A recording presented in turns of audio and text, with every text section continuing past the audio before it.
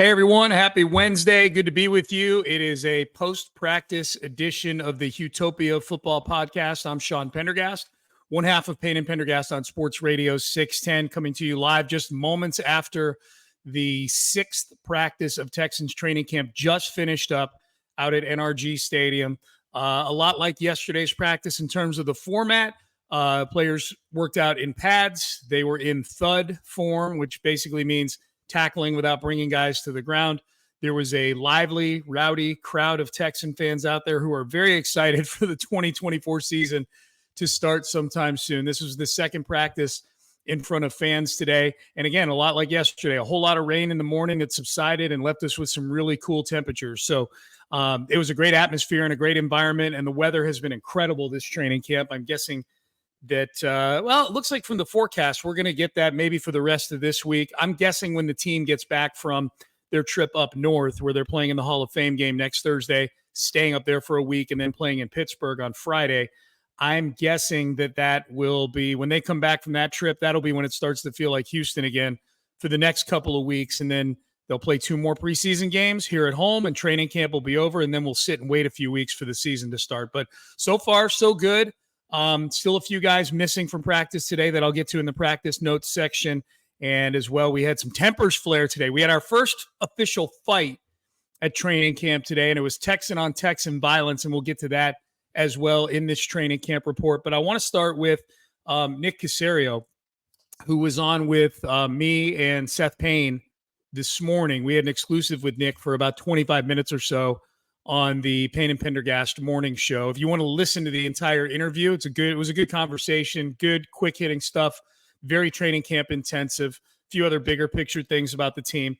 I'm going to give you some of the bullet points of some of the good stuff from the interview, and then you can go actually listen, if you'd like, to it on the Payne and Pendergast podcast on the Odyssey app. Wherever it is you're listening to this podcast right now, there is a video form of that interview or an audio form of that interview out there on the interwebs, either on the 610 pages on YouTube and Twitch, or wherever it is you get your audio podcast. So the big things that came out of that interview, though, just in terms of Nick's take on what's been a very lively training camp, we led in with a Stefon Diggs question. Diggs, to me, has been the biggest story of this training camp so far. He's the one guy that everybody gets asked about. He has been one of the best players out there at camp. And I think the things that we had heard about Stefon Diggs before he became a Houston Texan, there have been a lot of things that we've seen out there that have, I won't say have run contrary, but I think have been positive, unexpected. And what I mean by that is Stefon Diggs had actually been, people in Buffalo actually did categorize him as a leader of that football team, even though at the end he was doing some very unleader-like things. But the one thing that people, or the couple of things that people have never denied, have been his love to work, to practice, and his love of just mentoring younger players and passing knowledge on to them. So we asked Nick Caserio about that. He said that everything they've seen from Stefon so far in camp have lined up with the reports that they got before they made the trade. And it sounded like from Nick today, they did a lot of research before they went into that trade, talked to a lot of people, and universally the things that came back that the Texans really cared about was his love for the work, his love for practice, his love for his teammates, and that Nick, like D'Amico, made it clear that you start with a clean slate when you get to the Houston Texans when it comes to any of the off-the-field stuff, any of the interpersonal stuff, because none of those people are here in Houston that you had interpersonal with. So Diggs has been fantastic, and it was cool to hear Nick talk about his thoughts on that as well. That's number one. Number two, we asked him about the baptism by fire that some of the rookies are getting, specifically Kamari Lassiter and Blake Fisher. He talked more about Fisher than he did about Kamari Lassiter, and I would guess that would be probably because Fisher, there are more wrinkles to the Fisher thing, I think, than Lassiter. Lassiter is just a very good cornerback who is probably in line to be the starting cornerback opposite Derek Stingley for this team. Fisher will not start for this team if Laramie Tunsil and Titus Howard are healthy. But I think Fisher's the more interesting story than Lassiter because I think, A, a lot of people didn't expect the Texans to take a tackle that high in the draft, and B, Laramie Tunsil has not practiced yet. He's still working out on the side field with his medicine ball. So Fisher has gotten all the snaps with the ones, and as Nick pointed out today, there's been some good, there's been some bad, but the fact that these two guys are getting experience like they are now against literally elite level players. You know, the Fisher's working daily against Daniil Hunter and Will Anderson Jr., who are Pro Bowl caliber players. Similarly, Kamari Lassiter, when it's ones-on-ones, is working against Stefon Diggs or Tank Dell or Nico Collins. But Nick really likes the work that those guys are getting in there. And Nick pointed out that left tackle, Blake Fisher was a right tackle at Notre Dame. He came to Notre Dame as a left tackle, but then they signed a guy named Joe Alt, who wound up being the 6th overall pick or 5th overall pick in this last draft to play left tackle. So Blake Fisher had to move over to right. The left tackle that he's playing right now is not totally foreign to him. And the sense I got too in talking to Nick was he alluded to the fact, like, we could have moved Titus over to left tackle and then put Blake Fisher in at right tackle. I get the sense that they really want Titus Howard to anchor down at right tackle this year, finally. He's got a big contract extension that begins this season. He played left guard poorly most of last season until he suffered his injury. So Blake Fisher being at left tackle, I think part of that is, they want Titus Howard to set up his home at right tackle. So Blake Fisher is going to learn over there. But Nick's certainly enthusiastic about the work the young players are getting. And I would throw Kalen Bullock, the 3rd-round pick, and Kate Stover, the 4th-round pick, in there as well. Couple other things from the Nick Caserio interview with me and Seth. I asked him the question about how does CJ Stroud make your job as the GM easier? Because others who have talked about CJ Stroud this training camp have talked about how advanced he is and how that just allows them to really operate at a different speed than you normally would be able to with a second-year quarterback. And Nick was pretty simple about the answer. He said, well, he's a good player, and good players want to play with good players. In other words, it sure does make it easy to pursue Joe Mixon and give him an extension, or trade for Stefon Diggs and know that you're going to get a good version of Stefon Diggs, with Diggs knowing he's going to play with Stroud.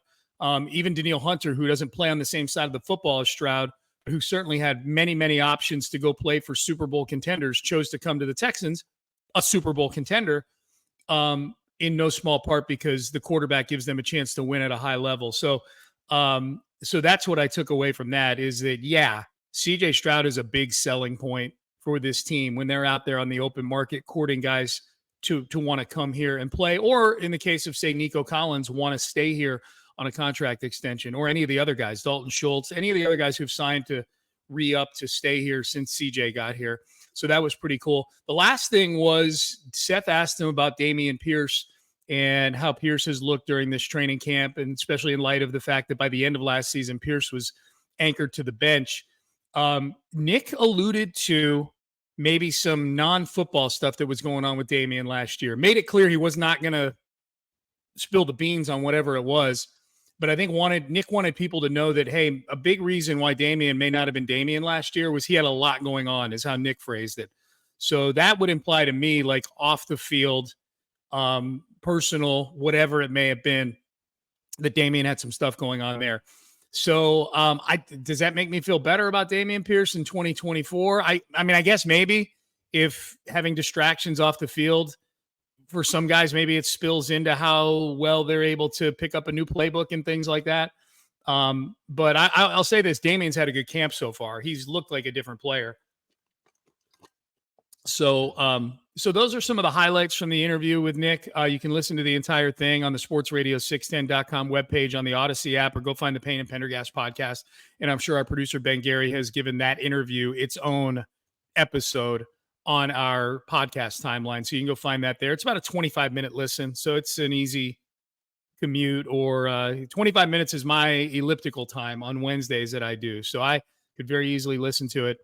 I'm not going to, because I was there for it already, but you know what I'm saying. You get what I'm saying. As far as practice goes today, I would say this, there were a lot of fun plays to talk about. I'll get to them in the practice notes.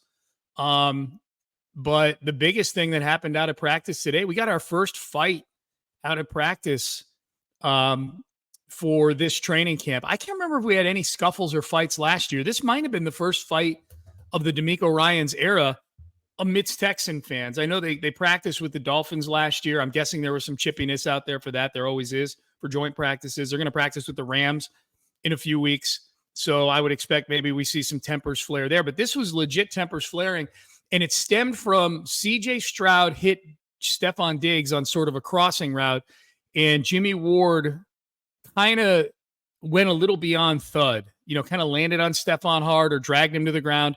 That's a big thing, is they're trying to keep guys off the ground. Now, sometimes guys dive for balls when they're trying to make catches and things like that. And in that case, there's not much you can do about keeping guys off the ground. They're choosing to go to the ground.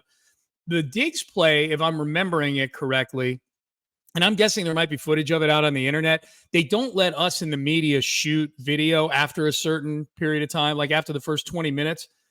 And yet there's 2,000 people in the stands shooting plenty of video. So I'm guessing there's video of a lot of what I'm about to tell you floating around on the internet from the fan side of the field.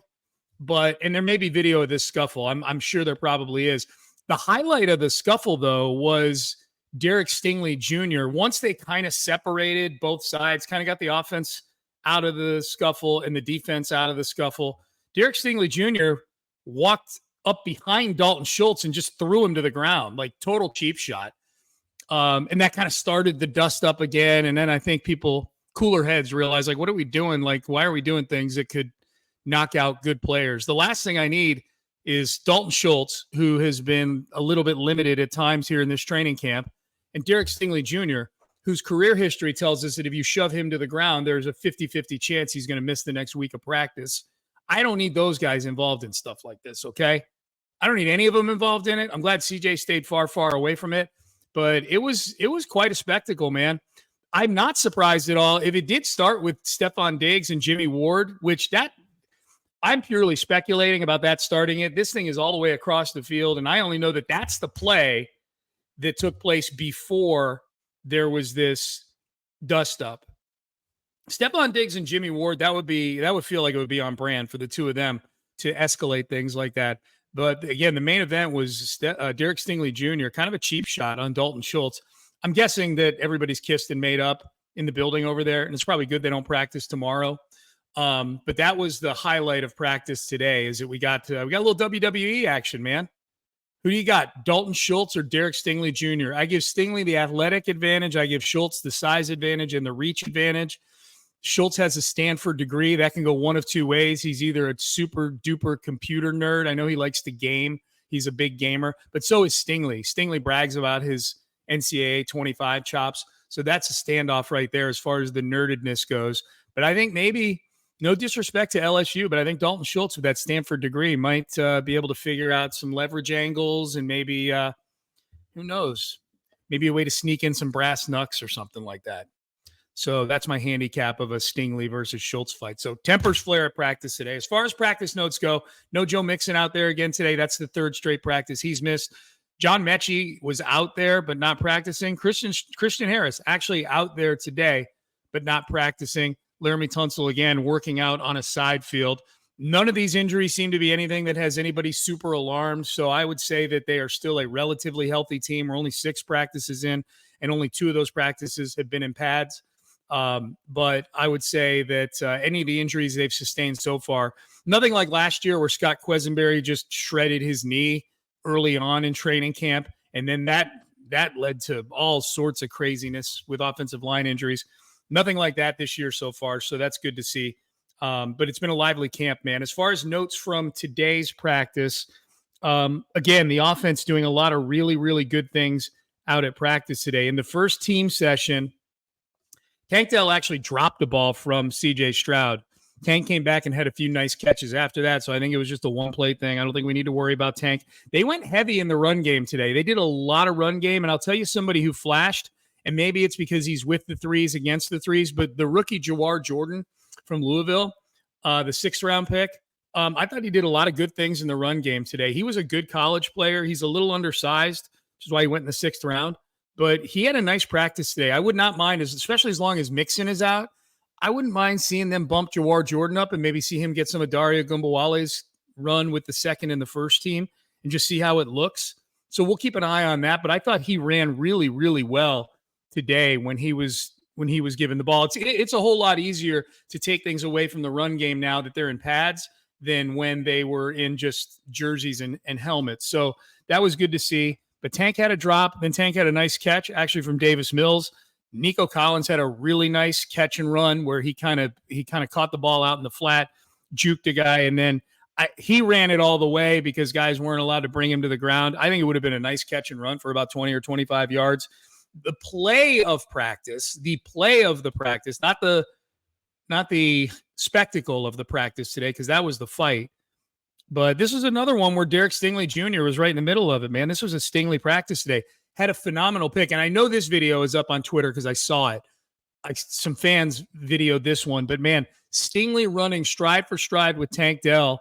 They both went up for the ball, and Stingley kind of ripped it away from Tank and got an interception to the point where Tank was trying to hang on to the ball, and the two of them were wrestling for about 15 seconds. Man, Nick Caserio could not get over to that scrum fast enough to separate those two. The last thing you need are Derek Stingley Jr. and Tank Dell ripping away and possibly injuring the other guy. These are two of your 10 most important players on the team, and these are both guys who have been injured in the last season. So it was an amazing play by Stingley. It was great to see. Stingley's had a phenomenal camp. Kalen Bullock showed up again, man. Had a great PBU pass breakup against Xavier Hutchinson. And I think the second team might have been a Mills or a Tim Boyle pass. Cade Stover's getting a lot of looks, the rookie tight end. This rookie class has shown up nice so far, and I'm just looking at the top 4 guys. But I'll throw Jawar Jordan in there. He's a 5th guy. I mean, he had a good practice today, but Kamari Lassiter has not looked out of place. Blake Fisher has looked like a rookie left tackle, but a highly drafted rookie left tackle, to where he's done some good things. You can see why they drafted Blake Fisher. At this stage of training camp with a rookie, that's the only question I'm asking myself. Do I understand why they drafted this guy?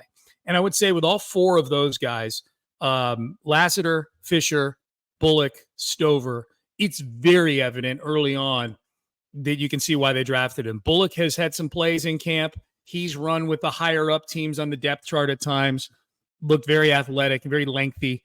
And then Stover, you can see why they like Stover. And Will Anderson Jr. with a pass breakup in that first session of team. That was nice to see. So he's pulling a little J.J. Watt. Then there were other team sessions. They did a lot of situational football towards the end of practice. In the regular team session, though, number 2, Henry To'oto'o came up with a big TFL on a screen pass out in the flat. That was good to see. There was a play where C.J. Stroud and Nico Collins had a little miscommunication. It looked like on a hot read on a blitz that the two of them were kind of discussing afterwards, not heatedly or anything like that. Dalton Schultz had a drop on a same play where Blake Fisher had a false start. So that was, there was some good and bad with the offense. There was a play where Jeff Okudah just splattered Robert Woods and then kind of was like, oh, my bad, and then celebrated a little bit afterwards, like that was kind of weird. There was a play that CJ made. I'm literally just going down the list. These plays all took place before the fight. Once the fight happened, I think they were like, all right, let's get into some 2-minute here where guys aren't going to scuffle afterwards. They have to worry about getting back to their position. The very last highlight level play before the two sides, offense and defense, started throwing fisticuffs with each other. It was a play where CJ probably would have been a sack in a regular game, but they're not allowed to sack CJ. Sometimes they'll blow the play dead, but they're not going to bring him to the ground. But sometimes they'll let a play out, even though we know, hey, this probably would have been a sack. I'm bringing it up because it was just an incredible throw. Yeah, it might not have taken place in a real game because he would have been sacked, but they let the play kind of roll on, and CJ running away from his arm flicked like a 60-yard bomb right in the breadbasket of Nico Collins. Like it was super impressive, man. So that was good to see. Stefon Diggs made a couple plays like that, man. I mean, this offense is going to be freaking amazing. It's going to be really, really fun to watch. So those are some of my notes from practice today. So no practice tomorrow. I'm still up in the air. I'm going to check the mailbag and see if we've got some good emails that I need to get in on Thursday. If there are some that are sort of like they'll be obsolete if I wait until Tuesday for them, then maybe I'll do a bonus mailbag tomorrow. So just keep an eye open for that wherever it is you get your podcast. And for sure the next time you'll get an episode from me will be on Friday and Saturday following both of those practices. So 2 more practices this week, Friday and Saturday. You'll get a full practice report on both of them. And then next week, Monday and Tuesday, we have practices. There will be a Tuesday mailbag next week. And then they're off to to Canton, to the Hall of Fame for the Hall of Fame game. And you'll get a preview of the Hall of Fame game as well. 4 things to watch for on the Hall of Fame game later next week as well. So it's busy on the pod right now. So please do subscribe wherever it is you're either watching or listening to this podcast. Subscribe so that you get it. I'm trying to keep these training camp reports to 15 or 20 minutes, so they're very consumable. But I want you guys to feel like you're there and feel like you're getting what you need, and that hopefully this podcast supplements all the other great content out there that you can read, watch, and listen to. So appreciate all of you subscribing, telling a friend, rating and reviewing the podcast helps as well. I want to thank my producer, Anthony Irwin, for getting the podcast out to all of you in a timely fashion, and all of you for listening. Appreciate that as well. We'll roll on with a practice report, 2 practice reports later this week, and possibly a mailbag episode as well. So stay tuned to the Utopia Football Podcast, wherever it is you get your podcast. Until then, have a great day, everybody. We will see you next time.